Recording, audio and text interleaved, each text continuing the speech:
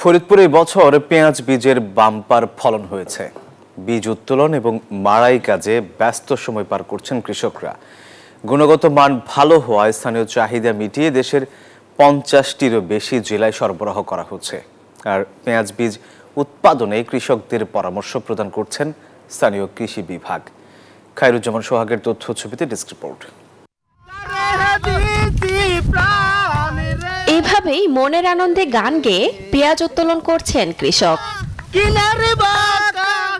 আবহাওয়া অনুকূলে থাকায় এবছর পেঁয়াজ বীজের ভালো ফলন হওয়ায় হাসি ফুটেছে কৃষকের মুখে। সকাল থেকে সন্ধ্যা পর্যন্ত কেউ ব্যস্ত মাঠ থেকে পেঁয়াজ বীজের কদম সংগ্রহে, আবার কেউ ব্যস্ত সংগ্রহকৃত পেঁয়াজ বীজের কদম শুকাতে।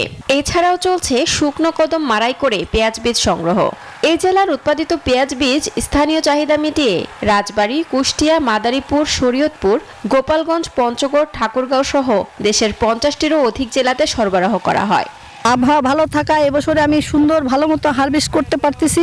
আমাদের পেঁয়াজের বীজটা সারা বাংলাদেশের 50টা জেলায় দিয়ে থাকি। পেঁয়াজের বীজ খুব বাম্পার ফলন দিছে আল্লাহ, এই জন্য মনের আনন্দতে আমি গান গাবে লাগছি। এই পেঁয়াজ বীজে হলো অধিক লাভ।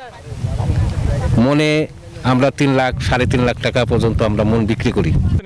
এদিকে পেঁয়াজ রোপণ মৌসুমে বিদেশ থেকে বীজ আমদানি করায় ক্ষতির মুখে পড়েন চাষিরা। আর তাই বিদেশ থেকে পেঁয়াজ বীজ আমদানি বন্ধ সহ ন্যায্য দামেরও আশা কৃষকদের।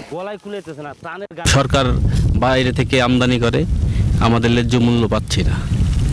আমরা চাই যে সরকার আমাদের ন্যায্য মূল্য দেখ।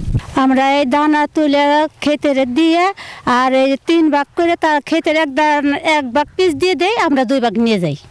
তবে পেঁয়াজ বীজের গুণগত মান ঠিক রেখে উচ্চ ফলনশীল জাতের পেঁয়াজ বীজ উৎপাদনে কৃষকদের পরামর্শ প্রদান করছেন কৃষি বিভাগ। পেঁয়াজের বীজ উৎপাদনের অন্যতম প্রধান একটা কারিগরি দিক হচ্ছে এই বীজের বিশুদ্ধতা রক্ষা করা। যে কৃষি সম্প্রসারণ অধিদপ্তর পেঁয়াজ উৎপাদনকারী কৃষকদের সাথে এই বিষয়টা নিয়ে কাজ করছে। ফরিদপুর জেলায় এবছর 1854 হেক্টর জমিতে পেঁয়াজ বীজের আবাদ করা হয়েছে।